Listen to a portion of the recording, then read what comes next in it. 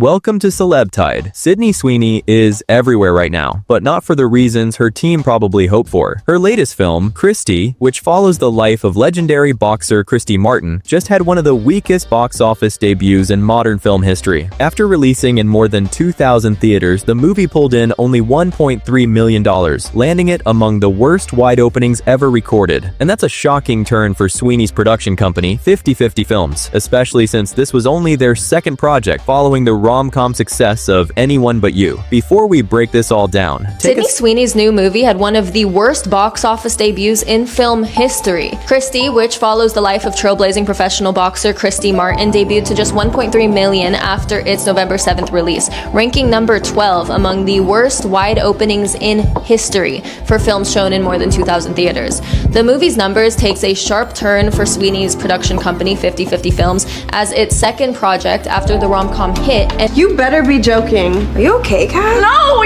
Yes! I am in love with Nate Jacobs and he is in love with me! But you two were broken up for 3 weeks and 3 days before we even had sex, so I didn't betray you! Plus, you guys are terrible for each other and you know I'm right and you guys can all judge me if you want, but I do not care! I have never, ever been happier!